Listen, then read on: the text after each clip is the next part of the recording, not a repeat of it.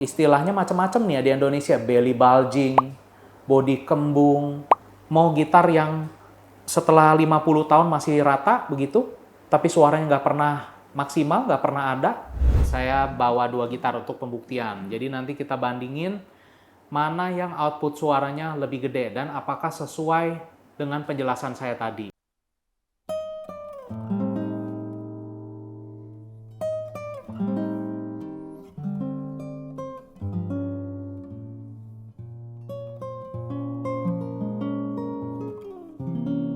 Halo Sobat Gitaris, ketemu lagi dengan saya Ivan dari Ivan Gitar Studio.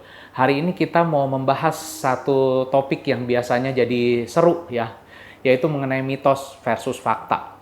Apa sih yang kita mau bahas hari ini? Di Indonesia saya dengar nih cerita, katanya banyak yang ngomong, waduh tuh gitar katanya kembung tuh bodinya, nggak bagus tuh. Ada lagi yang bilang, wih gitar katanya beli mahal-mahal baru 2 tahun udah kembung katanya gitu. Sebenarnya apa sih body kembung itu? Kenapa bisa kembung? Dan seberapa jauh sih body kembung itu sebenarnya hal yang wajar? Oke, kita bahas lebih jauh. Nah, untuk studi kasus yang disebut body kembung ini atau istilahnya macam-macam nih ya di Indonesia, belly bulging, body kembung, masuk angin, apalagi istilahnya. Oke, untuk studi kasus ya, yang body kembung ini, saya bawa satu gitar yang nggak main-main ya. Ini adalah salah satu gitar koleksi di IGS, buatan dari Andrea Tacchi, Itali. Ini market value-nya, gitar ini, mencapai 35.000 US dollar. 35.000 US dollar itu berarti di atas 500 juta. Market value-nya ya, bukan kalau beli dari luthiernya loh. Market value itu beda sama beli dari luthier. Beli dari luthier lebih murah tapi waiting list-nya bisa 7 tahun, 8 tahun, 10 tahun dan sebagainya. Ya. Nah, market value-nya itu akhirnya jadi naik karena waiting list yang begitu lama dan kelangkaan dari produknya. Nah, IGS punya satu produk itu. Oke, kita bahas dulu. Sebenarnya gini loh, kalian masih tahu dulu bahwa ketika proses konstruksi gitar itu ada 2 kondisi yang tidak ideal ya. Satu disebut underbuild, satu lagi disebut overbuild. Apa itu underbuild? Jadi begini, gitar kalau mau suaranya maksimal, maka si kayu bagian topnya ini harus ditipiskan setipis mungkin, seringan mungkin. Karena goals untuk seringan mungkin inilah muncul inovasi-inovasi, contohnya konstruksi double top yang IGS udah berhasil bikin. Australian Lattice yang bracingnya diperkuat carbon fiber, itu juga kita akan berhasil bikin di IGS tahun depan.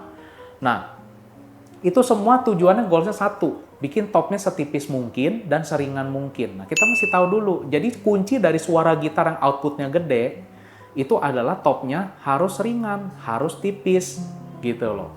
Ya, jadi ketika output gitar itu besar, itu dianggap sebagai sebuah achievement, sama seperti kalau di dunia otomotif meningkatkan performa mesin misalnya. Akselerasi dari 0 sampai 100 km per jam, misalnya tadinya 6 detik, berhasil diciptakan mesin yang lebih advance. 5 detik udah bisa, 4 detik, 3 detik, makin dia akselerasinya cepat, makin dianggap performanya meningkat. Nah, di gitar juga sama, output suaranya makin meningkat, maka disebut lebih advance, lebih meningkat. Nah, sekarang saya kasih tahu, ketika dia kita misalnya lagi, saya mengajak kalian gini deh, memposisikan diri sebagai pembuat gitar ya. Nah, misalnya kita sebagai pembuat gitar ya, kita lagi bikin konstruksi gitar nih. Ini hanya perumpamaan ya, katakanlah ini jurang, ini sisi aman ya. Nah, kalau kita bikin konstruksi gitar itu ya, harus kita push sampai ke batas akhir, di tepi jurang. Inilah kondisi ideal. Kalau kita terus push, terlalu tipis atau bracingnya terlalu kecil-kecil, maka itu disebutnya underbuild.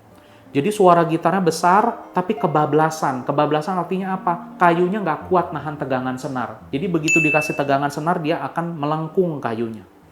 Rusak, nggak bisa bertahan, bengkok kayunya, dan sebagainya. Nah, tapi di sisi lain ada juga yang disebutnya overbuild. Jadi dia main aman, dia nggak mau nge-push sampai ke pinggir jurang. Dia maunya main aman aja, di sini-sini aja. Nah, gitar apa yang selalu kondisinya overbuild? Biasanya gitar-gitar pabrikan. Atau secara umum ya, saya nggak bilang semua, gitar-gitar Jepang. Ini biasanya kondisinya selalu overbuild. Topnya terlalu tebal, makanya suaranya kecil, outputnya tuh nggak bisa besar.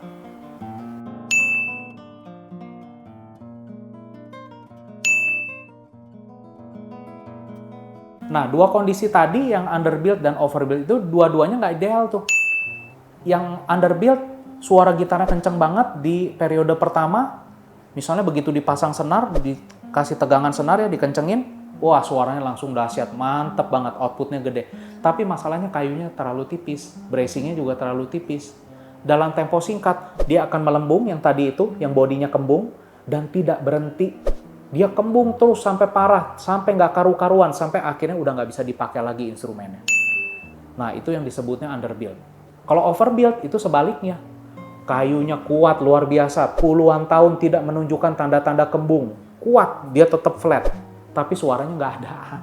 Suaranya mendem, kecil suaranya. Karena apa? Dia terlalu main aman, guys. Dia nggak mau push sampai ke pinggir. Dia ada di sini, dia main aman. Karena dia main aman, topnya tebel, bracingnya gede-gede, ya jelas kayunya jadi kuat. Tegangan senar nggak ada apa-apanya banding dia. Jadi tegangan senarnya berapa? Tegangan senarnya katakanlah segini, kekuatan dia segini. Apa ini bagus? Enggak, karena semakin kuat, semakin tebal, suaranya semakin mendem. Semakin nggak ada suaranya. Suaranya mendem itu bukan artian outputnya kecil ya, tapi responsifnya juga parah. Responsif itu ketika dipetik, ketika kita tambah tenaga petikannya, dia dynamic range-nya nggak mau naik. Atau kalau di dunia otomotif, di dunia mobil disebutnya nggak mau narik. Mobilnya katanya nggak mau narik, jadi mobil cc kecil. Ya kalau mobil cc-nya kecil, kita gas ya, nggak mau narik, lemot aja, lemot. Kita udah bejek, gasnya tetap nggak mau narik.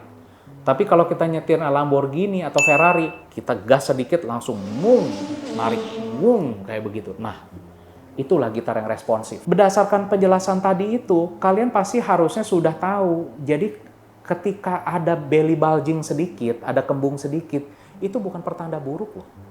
Itu seringkali pertanda bahwa di gitar itu dibuat dengan maksimal, dengan struktural yang paling maksimal. Maksimalnya bukan kuat, tapi di-push sampai ke batas maksimal yang tadi saya bilang, yang sampai ke tepi jurang itu. Tidak jeblos ke jurang, tapi juga tidak main aman, tapi sampai di tepi jurang. Itu disebut batas struktural. Nah, gitar-gitar hebat di dunia ya, gitar-gitar dengan performa suara luar biasa, itu semuanya selalu menunjukkan tanda-tanda belly bulging. Tanda-tanda kembung. Jadi kalau masih ada yang bilang, wah kembung tuh baru 2 tahun udah kembung. Nggak begitu. Nggak begitu guys logikanya. Nih, saya kasih contoh ya di gitar Andrea Taki saya. Nanti di zoom dari dekat. Nih kalau kalian lihat nih, ini bagian sini kembung. Bagian sini agak melesek ke dalam. Dan ini bukan kesalahan konstruksi loh. Ini bagian dari desainnya. Jadi dia memang sengaja seperti ini. Tanda-tandanya apa? Tanda-tandanya adalah bagian sadelnya. Bagian penyangga senarnya ini miring ke belakang 6 derajat. Waktu baru jadi, dia miring begini. Jadi sadelnya nggak tegak lurus. Jadi ini ya, kalian bayangan ini sadel, ini kepala gitar, ini bodi gitar ya. Sadelnya miring ke belakang 6 derajat. Ketika terjadi belly bulging yang memang dia sudah rancang, memang harus terjadi belly bulging karena topnya tipis, ya. Ketika terjadi belly bulging di sini dan bagian sininya kolaps agak ke bawah begini, maka si sadelnya tadi akan tepat tegak lurus. Dari miring 6 derajat tepat tegak lurus. Jadi sekarang sadelnya tegak lurus. Cuma kalau kalian lihat slotnya, kalian bisa lihat ini dia miring sedikit ke belakang 6 derajat. Artinya apa? Ini part of the design loh. Bukan salah. Jadi apa ya? Dia bahkan sudah memprediksi belly bulgingnya seberapa banyak. Derajatnya seberapa banyak, sampai dia bisa tepat hitung sadelnya itu tepat ada di tengah. Nah, berarti gimana? Mitos atau fakta? Bahwa kalau belly bulging itu katanya, waduh gawat, bikinnya nggak bener dan sebagainya. Nggak ya, itu mitos ya. Jelas-jelas mitos. Cuma ada tapinya nih. Sekarang di Indonesia seberapa banyak sih gitar selevel ini? Nyaris nggak ada kan? Paling ada di IGS doang. Nah, kalau gitar-gitar lain, yang gitar-gitar sayur, yang gitar-gitar nggak karu-karuan dijual di pinggir jalan, pengrajin-pengrajin yang nggak kompeten bikin gitar, kemudian terjadi belly bulging secara parah, ya iya itu benar, itu tidak bisa ditolerir, ya. Apalagi sampai melendung nggak karu-karuan, topnya sampai bengkok begini, itu sih nggak bisa ditolerir ya. Apalagi ada yang belakangnya sini sampai lepas, terangkat gitu, nah itu juga nggak bisa ditolerir ya.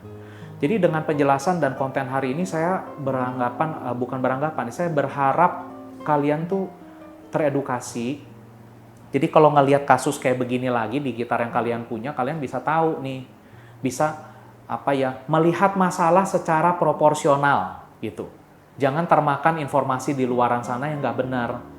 Jadi kalau di gitar-gitar yang beredar di Indonesia, contohnya Prudencio Saez. Prudencio tuh kalau nggak salah sekarang udah nggak produksi ya, tapi belasan tahun lalu sempat beredar produknya di Indonesia. Itu kan kenceng kan, suara gitar kan mantep, itu kan outputnya gede kan. Nah itu rata-rata belly bulging. Nah kalau kalian salah satu pemilik gitar Prudencio yang kebetulan gitarnya mengalami itu kembung, ya udah biarin aja. Ya memang begitu. Justru karena kembung itulah suaranya jadi luar biasa begitu. Kalau nggak kembung, ya berarti suaranya nggak maksimal, nggak akan bisa gede gitu loh. Ya, jadi misal nih kita nggak mau kembung, kita mau topnya bener-bener rata. Seperti yang saya sampaikan tadi di awal video, caranya adalah ketika konstruksi gitar kita bikin topnya harus tebal, bracingnya harus gede-gede. Kita bikin topnya kaku. Tapi top yang kaku plus top yang berat karena tebal itu susah bergetar. Maka output suaranya jadi kecil. Nah sekarang kan pilihan di tangan kalian kan. Mau yang mana? Mau gitar yang setelah 50 tahun masih rata begitu, tapi suaranya nggak pernah maksimal, nggak pernah ada. Ya bukan nggak pernah ada ya, maksudnya nggak maksimal, suaranya kecil, mendem, nggak ada dynamic range. Kalian juga nggak bisa terinspirasi untuk main gitu, karena suaranya waduh mendem begini gitu, males mainnya gitu.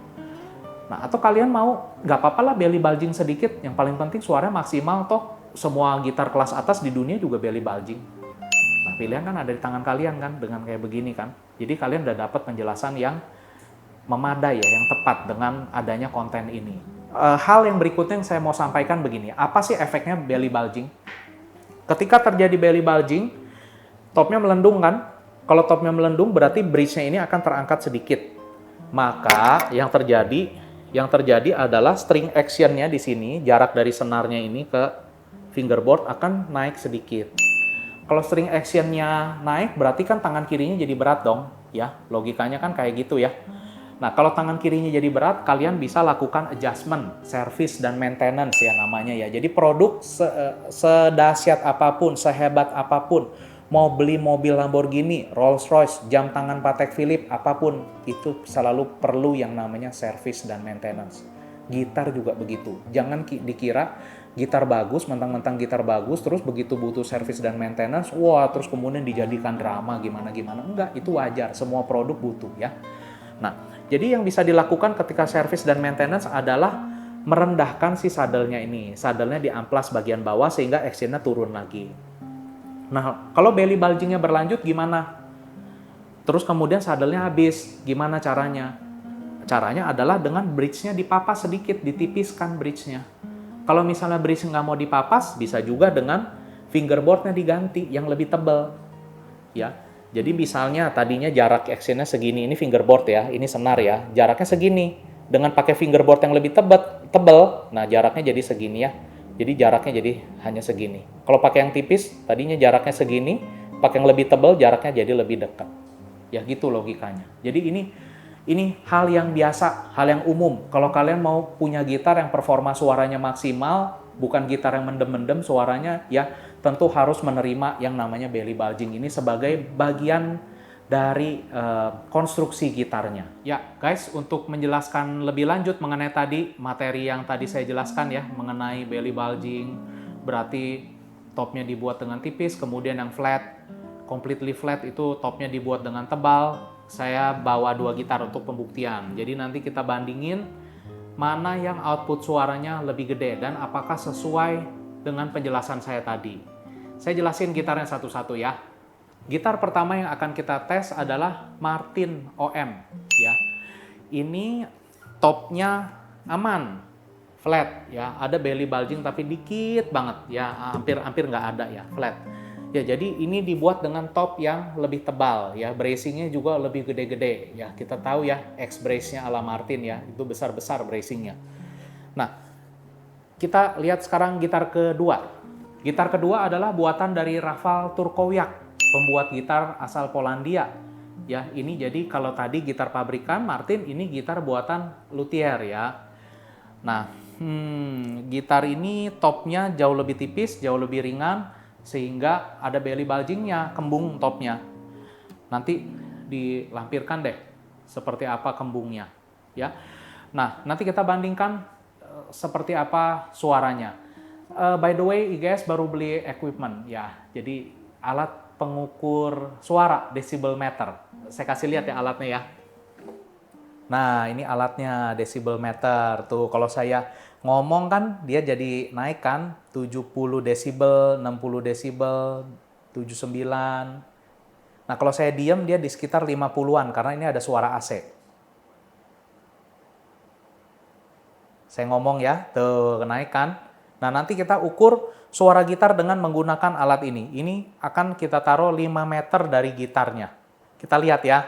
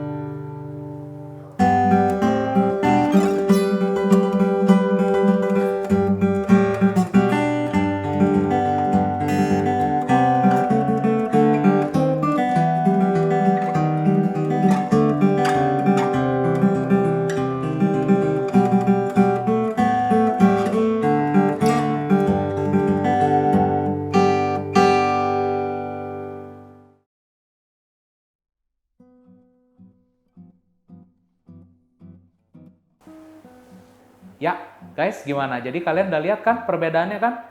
Gitar yang katanya bermasalah, yang ada kembungnya, ada belly bulgingnya, ternyata bukan bermasalah. Itu memang bagian dari desainnya. Makanya suaranya tadi kalian bisa lihat tuh, bedanya bisa 10 desibel. Ya, dengan gitar yang topnya flat, ya, yang katanya aman, yang katanya kuat. Kalau di seller-seller gitar di Indonesia dibanggain tuh, sampai diketok-ketok, top, dok, dok, dok, dok, tuh kuat ini topnya. Justru semakin kuat suaranya semakin kecil, semakin mendem, dynamic range-nya semakin nggak ada. Ya, nah jadi ada beberapa hal yang kita IGS mau sampaikan ya. Pertama, kalian jangan terlalu percaya sama mitos-mitos yang beredar di Indonesia ya. Kalau ada dengar apa-apa, tanya sama IGS. Ya, jadi saya bisa kasih penjelasan yang paling benar, yang paling tepat. Yang kedua, saya juga mau ngasih lihat nih ke kalian bahwa kalau IGS ngasih satu pengetahuan, kita tuh bukan asal omong loh. Semuanya scientific, rasional, bukan berdasarkan asumsi. Kita pakai alat ukur, ya. Jadi apa yang disampaikan benar-benar terbukti secara angka, bukan secara asumsi. Kita bisa menilai sound dengan rasional, ada buktinya, ada angkanya, sehingga kita tuh bisa tahu gitar mana sih yang benar-benar bagus dan gitar mana yang sebetulnya itu terkadang ya overhype ya, terlalu dilebih-lebihkan, terlalu dianggap produk dewa, padahal nggak juga ya, sebetulnya banyak yang lebih bagus dari produk itu. Sampai di sini dulu mungkin penjelasannya. Saya harap penjelasan ini bermanfaat dalam meluruskan berbagai mitos-mitos yang nggak benar mengenai pergitaran yang beredar di Indonesia. Oke, sampai ketemu lagi di konten-konten berikutnya. Bye!